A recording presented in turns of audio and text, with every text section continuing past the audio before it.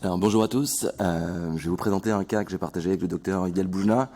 C'est un cas un peu redouté par tout chirurgien réfractif.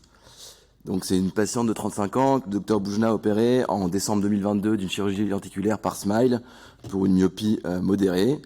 Au contrôle AJ1, l'autoréfracto retrouvait une petite hypermétropie à plus 0,50, une acuité visuelle non corrigée à 7 dixièmes à droite et 6 dixièmes à gauche. Et comme vous pouvez le voir sur l'image, sur l'interface de l'œil gauche, deux petits dépôts, deux petits infiltrats dans cette interface qui sont à distance de l'axe optique. Donc il est décidé dans un premier temps de les surveiller à 48 heures. À 48 heures, ces dépôts ont évolué avec une progression vers l'axe optique. Se pose la question d'une invasion épithéliale un peu précoce avec une atteinte de l'axe optique. Donc le docteur Boujna décide dans la journée de lui laver l'interface et de la surveiller à 48 heures. Malheureusement, à 48 heures, comme vous pouvez le voir, la patiente a très mal évolué avec une photophobie très intense, un œil extrêmement rouge et une infiltration diffuse de son interface. Et il me l'adresse donc à l'hôpital où je suis chef de clinique pour la prise en charge d'une kératite infectieuse.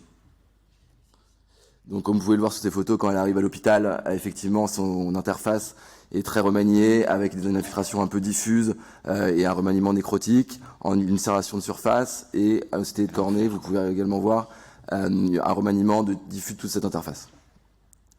Le traitement est mis en place et le suivant, on l'hospitalise bien sûr, et on va mettre en place un traitement par collyre fortifié antibiotique topique, associant à la fois vancomycine, Fortum, et je décide également d'ajouter de la gentamicine pour couvrir le BGN au vu du caractère très sécrétant de l'infection initialement. Je la récupère au bloc dès le lendemain pour lui laver l'interface avec de la vancomycine et du Fortum cette fois, et pour essayer de débrider son interface, enlever le maximum de pouls infectieux et de tissus nécrotiques, à un débridement qui n'est pas très facile puisqu'on peut passer que par le cap qui fait moins de 4 mm.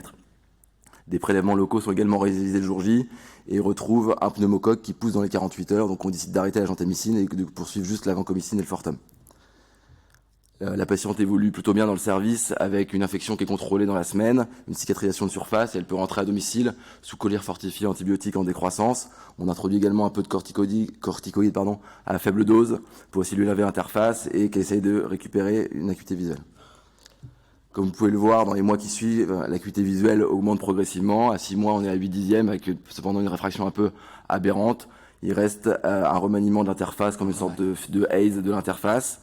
Et la patiente est encore extrêmement gênée, notamment de photophobie. On décide de l'adapter du coup en lentille sclérale, qui lui permet de vraiment la soulager, qui lui remonte son acuité visuelle à 10 dixièmes, et elle se plaint beaucoup moins de photophobie.